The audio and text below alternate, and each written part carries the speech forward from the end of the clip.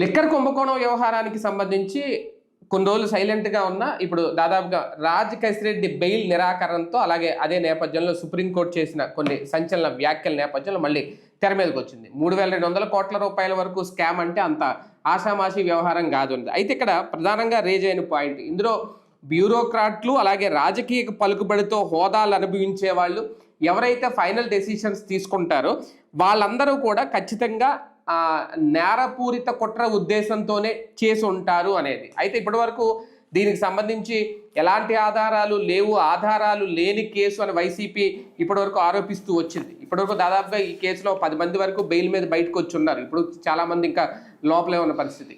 ఇటువంటి నేపథ్యంలో మళ్ళీ ఈ లిక్కర్ స్కామ్ వ్యవహారం ఎటు వెళ్ళబోతోంది, ఇదే అంశం మీద చర్చించే ప్రయత్నం చేద్దాం.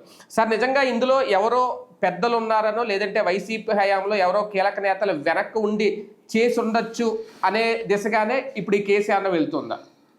ఏమీ లేదు, ఎటుకెళ్లాలో అర్థం కాని పరిస్థితిలో ప్రభుత్వం చేస్తున్నది కేవలం పై వాదనలను బేస్ చేసుకుని సుప్రీంకోర్టు కామెంట్ చేసింది. అందులో నిజంగా అయితే కనుక ఏం చేయాలా, ఇప్పుడు కోర్టు అడిగింది అదే, ఎందుకు అసలైన వాళ్ళని పట్టుకోవట్లేదు అన్నటువంటిది. అవును, రాజ్ కసిరెడ్డి దగ్గర ఏ డబ్బులు దొరకలా, రేపు పొద్దున అది కింద మ్యాజిస్ట్రేట్ కోర్టులో తేలుతుంది. తర్వాత అప్పుడు సుప్రీంకోర్టు దాకా వెళ్ళినా ఏం కాదు. ఇప్పుడు అతని పేరేంటి, ఆమ్ ఆద్మీ పార్టీకి సంబంధించి కేజ్రీవాల్ తర్వాత అతను వీళ్ళందరినీ పట్టుకున్నప్పుడు ఇలాగే కంటిన్యూగా స్టోరీలు రాశారు. వాళ్ళ దగ్గర అంత డబ్బులు ఇంత డబ్బులు అన్నటువంటి. చివరికి ఈడీ విచారణ, ఈడీ కేసు, సిబిఐ కేసు, 3 కేసులు నడిచినాయి అక్కడ. ఈడీ వైపు నుంచి ఒకటి, సిబిఐ వైపు నుంచి 2 కేసులు నడిచినాయి. తీరా చూస్తే ఎందుకు బెయిల్ వచ్చేసింది, ప్రాథమికంగా వీళ్ళు ఆరోపిస్తున్న దానికి డబ్బులు అక్కడ ఏం దొరకలా. ఏం చెప్పారయ్యా అంటే ఎన్నికల్లో ఖర్చు పెట్టేశారు గోవాలో అని. సేమ్ స్టైల్ ఇక్కడ కేసు అల్లారు వీళ్ళు. అక్కడ ఎన్ని రోజులైతే ఉంచిందో ఇప్పుడు ఇక్కడ కూడా అన్ని రోజులు ఉంచుతానంటుంది కోర్టు అంటూ అక్కడ అధికారులను కూడా అరెస్ట్ చేశారు. ఇక్కడ ఎందుకు చేయలేదంటోంది. అక్కడ నేతలను అరెస్ట్ చేశారు, ఇక్కడ ఎందుకు చేయలేదంటోంది. చెయ్యాలి అంటే ప్రాథమికంగా నిరూపించాలి. అక్కడ వాళ్ళు ఏం నిరూపించారంటే ప్రాథమికమైనటువంటి అంశంలో ఇదివరకు మాకు 2,000 కోట్ల రూపాయల డబ్బులు వచ్చేది రాష్ట్ర ప్రభుత్వానికి. ప్రభుత్వం ఆధ్వర్యంలోని మద్యం దుకాణాలు నడుస్తున్నప్పుడు గవర్నర్ కేజ్రీవాల్ ఒక అప్లికేషన్ పెట్టాడు. ఏమనయ్యా అంటే ప్రభుత్వం తరపున అక్కడ లెఫ్టినెంట్ గవర్నరే ఫైనల్ డెసిషన్ మేకర్, సీఎం కాదనమాట. కాబట్టి గవర్నర్కి ఒక అప్లికేషన్ పెట్టారు. ఏమనయ్యా అంటే ఇట్లా ప్రభుత్వ మద్యం దుకాణాల వలన 2,000 కోట్లే వస్తుంది, ఇది ఇంకో 1,000 కోట్లు ఎక్కువ ఆదాయం వస్తుంది ప్రైవేట్ మద్యం దుకాణాలు పెడితే అని చెప్పారు. అప్పుడు గవర్నర్ అడిగారు, ఇదే పర్మిషన్ ఇచ్చారు, ఎక్కువ డబ్బులు వస్తుందన్న. ఇస్తూ మీరు చెప్తున్నది ఏంటి, అదనంగా మద్యం దుకాణాలు పెట్టకుండా ఇట్లా పెట్టడం వల్ల మన స్టాఫ్ ఖర్చు తగ్గిపోతుంది, మన మనుషులు పెట్టక్కర్లేదు, జీతాలు తగ్గిపోతాయి, ప్రైవేట్ వాడు నడపడం వల్ల డబ్బులు మనకు వస్తాయి అని చెప్పారు. ప్రైవేట్ ఇంకొక షాపు అదనంగా పెట్టద్దు, మీరు అదనంగా ఇంకొక బారు పెట్టద్దు, దీన్ని ఇట్లాగే ఉంచి మీరు పెంచుతానన్నదే అంటున్నారు కదా, 1000 కోట్లు పెంచి చూపెట్టండి అని పర్మిషన్ ఇచ్చాడు ఆయన. సీన్ కట్ చేస్తే వీళ్ళు అసలు గవర్నర్తో సంబంధం లేకుండా షాపులకు లైసెన్సులు ఇచ్చుకోవడం మా అర్హత అన్నట్టు దగ్గర ఒక 500-1000 షాపులో కొత్త ఇచ్చేశారు పర్మిషన్, ఎక్కడ పడితే అక్కడ. అది అక్కడ సాక్ష్యం ఉంది ఎదురుగుండా. ఈ పర్మిషన్లు ఇచ్చిన దాని మీదనే సిబిఐ ఎంక్వైరీకి ఆదేశించాడు గవర్నర్, నా అనుమతి లేకుండా మీరు ఎట్లా ఇచ్చారని. కేజ్రీవాల్ తరపున ఏం వాదించారు, ఆయన అనుమతి ఏంది, ఆయన ఏమి ముఖ్యమంత్రి కాదు కదా, అది ప్రభుత్వ నిర్ణయం అన్నాడు.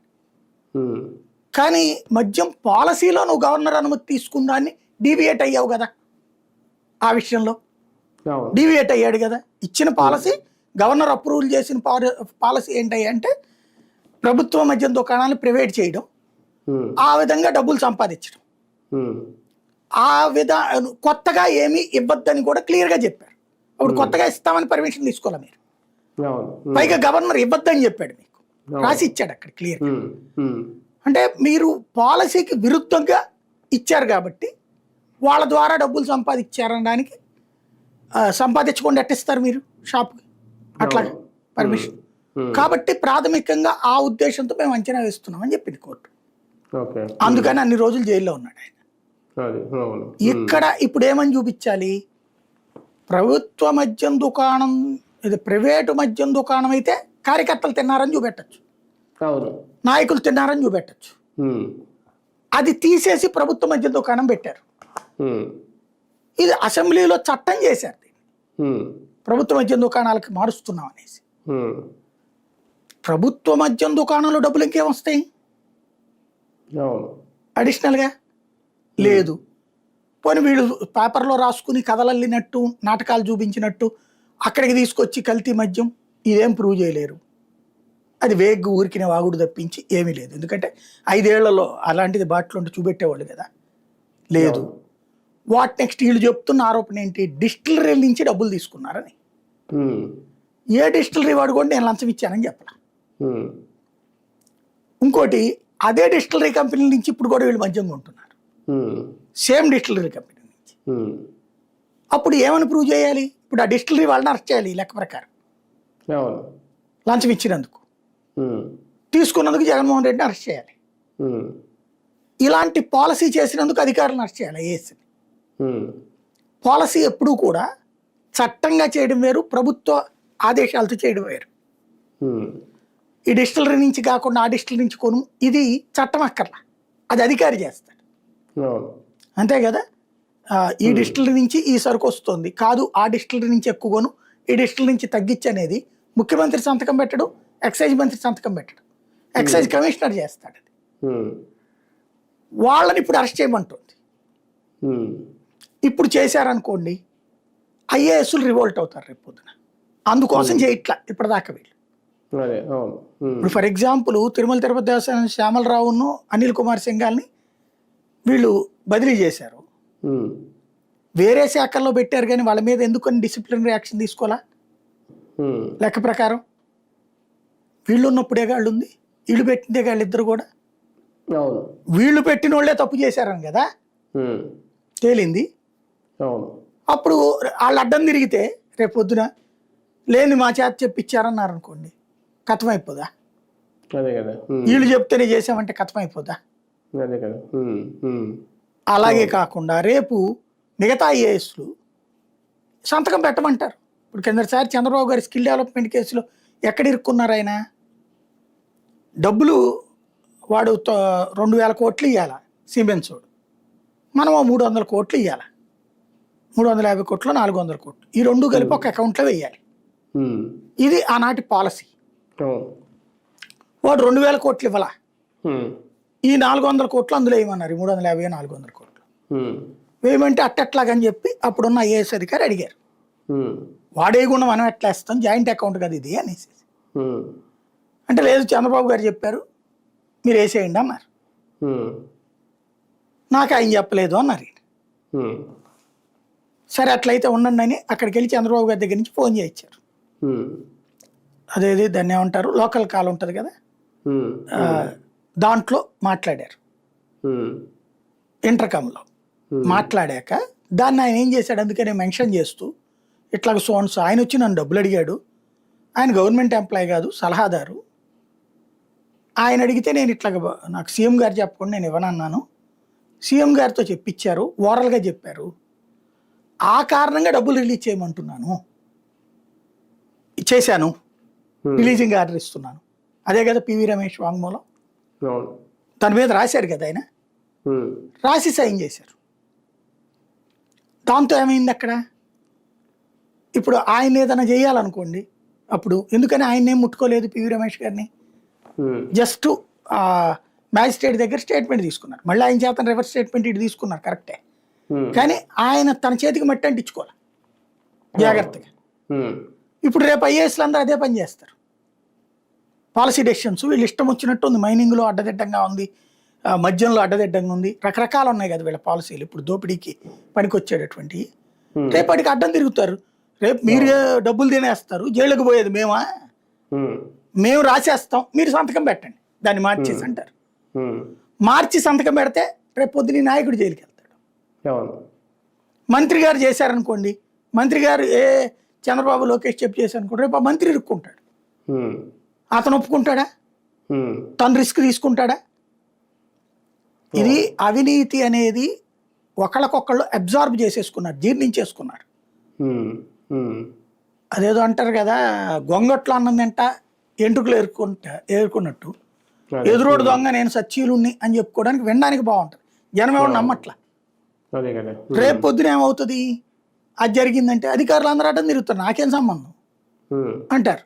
చట్టబద్ధంగా న్యాయబద్ధంగా రాస్తాం మేము ఇక్కడ దీని మీద, బుక్ మీద, ఫైల్ మీద, మీరు సైన్ చేసి తీసుకోండి అంటారు. మొత్తం వ్యవస్థ తిరగబడిపోతుంది. అదే కదా. కాబట్టి వాళ్ళ జోలికి పోవట్లే, ఐఏఎస్ల జోలికి. అవును. అది కానీ నిజంగా బ్యూరోక్రాట్లు ఎవరు సార్ ఈ కేసులో ఎవరు అనుకోవాలి? వాళ్ళని అరెస్ట్ చేయకపోవడం దురదృష్టకరం. అంటే ఇప్పుడు ఎవరిని అరెస్ట్ చేసే అవకాశాలు ఉంటాయి? రేపు పొద్దున్న పెద్దలు ఏమైనా అరెస్ట్ అవుతారు ఇందులో?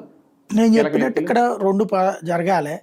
ఒకటి వీళ్ళకి ధైర్యం ఉంటే జగన్ అరెస్ట్ చేయాలి, ఆయనైనా మెయిన్. అంతే కదా. ఇప్పుడు మెయిన్ పాలసీ డెసిషన్ మేకర్ ఎవరై ఉంటారు, బెనిఫిషియరీ ఎవరై ఉంటారు, అంతిమ లబ్ధిదారు. విజయసాయి రెడ్డి గారు ఈ కేసులో ఉన్నారు, మిథున్ రెడ్డి గారు ఆల్రెడీ విచారణకి వెళ్ళి వచ్చారు. అంటే ఇంకా ఇప్పుడు అదే కదా, నేను సుప్రీంకోర్టు అడిగిన దాంట్లో విజయసాయి రెడ్డి అరెస్ట్ జరగలేదు, అరెస్ట్ జరగలేదు, జగన్ ది కేసు పెట్టలేదు అక్కడ, జగన్ దాని మీద లేదు. నువ్వు అంతిమ లబ్ధిదారు అన్నటువంటిది ఎక్కడ ప్రూవ్ చేయట్లేదు ఇక్కడ. వీళ్ళు ఇది ఎంత హైలైట్ చేస్తే అంత బెనిఫిట్ రేపు పొద్దున. ఇప్పుడు చూసి టీడీపీకి సంబంధించిన కట్టర్ కార్యకర్తలు ఎందుకు దమ్ము లేదో మనకంతా ఎడుతున్నారు, ఎందుకు చేయట్లేదు సుప్రీంకోర్టు అడిగాక కూడా అని. చేస్తే రేపు పొద్దున ఇరుక్కుంటారు అనేటువంటిది ఇలా భయం ఉంది. అంటే చేస్తే కేసు ఒక తుది అంకానికి చేరుకోదా, మళ్ళీ ఏమన్నా రివర్స్ అవుతుందా? ఏం లేదు, నిజంగా అయితే జగన్ అరెస్ట్ చేస్తే ఇప్పుడు సుప్రీంకోర్టుకున్న ఆగ్రహం రీత్యా చూస్తే ఒక ఏడాది దాకా బెయిల్ ఇవ్వకపోవచ్చు అతనికి. అవునా? కానీ ప్రైమరీ ఎవిడెన్స్ చూపించాలి వీళ్ళు. జగనే పాలసీ మేకర్ అని చెప్పాలా అన్నారనుకోండి, చంద్రబాబు నాయుడు స్కిల్ డెవలప్మెంట్లో పాలసీ మేకర్ అవుతాడుగా. అది భయం. పెద్దోళ్ళని ఒకళ్ళనొకళ్ళు కాపాడుకునే ప్రయత్నం చేస్తున్నారు. అలా అనుకుంటే పాలసీ మేకింగ్ లో విజయసాయి రెడ్డి గారు 2 మీటింగ్లు నేనున్నా ఆయనే ఒప్పుకున్నారు మరి. అవును, మీటింగ్ మా ఇంట్లో పెడితే, కానీ అప్పుడు ఫైనల్ పాలసీ అవ్వలేదని చెప్పాడు కదా ఆయన. అదే ఆయనకి సంబంధం ఉండదు అప్పుడు. పాలసీ మేకింగ్ సంబంధించినటువంటి అధికారి ఎవరైతే ఉంటారో అప్పుడున్న ఎక్సైజ్ కమిషనర్, అట్లాగే ఎక్సైజ్ సంబంధించిన ప్రిన్సిపల్ సెక్రటరీ, వాళ్ళు బాధ్యులు అవుతారు అందులో. అంటే జగన్ అరెస్ట్ చేయకపోయినా కీలక వ్యక్తులు ఏమన్నా అరెస్ట్ చేసే అవకాశం ఉంటుంది ఇప్పుడు. ఇంకే కీలక వ్యక్తి ఉన్నాడు వీళ్ళు. రాజకేశ్ రెడ్డికి ఇంకా బెయిల్ ఇంకా వచ్చే అవకాశం లేదా సార్? శాశ్వతంగా ఏముంచరు, ఇంకో వారం, ఇంకొక నెల రోజులు, 2 నెలలు, 3 నెలలు. ఇప్పటికే దగ్గర 300 రోజులు అయినాయి అంట ఆయన.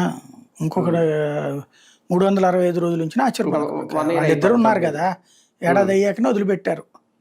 దాంట్లో ఇక్కడ ఏమనుకుంటున్నాయి అంటే, న్యాయస్థానాలు తర్వాత ఎట్టాకు శిక్ష పడవు సాగు వీటిట్లలో, కనీసం ఈ విధంగా అన్నా సరే జైల్లో ఉండనియండి, కొంచెం అన్న భయం ఉంటుంది అనుకుంటున్నాయి. ఆ టైప్ లో నడుస్తుంది. అంటే ప్రభుత్వమే మద్యం షాపులు నిర్వహించి అవినీతి జరిగింది అనేది అయితే ప్రూవ్ అవబోతుందా? అది రేపు పొద్దున కింద కోర్టులో తేలుతుంది, కానీ సుప్రీంకోర్టు తేల్చదు. అది కింద కోర్టులో తేలాలి. అది వీళ్ళు అభియోగం అంది. అది అభియోగం చూస్తే చాలా సీరియస్ గా ఉంది.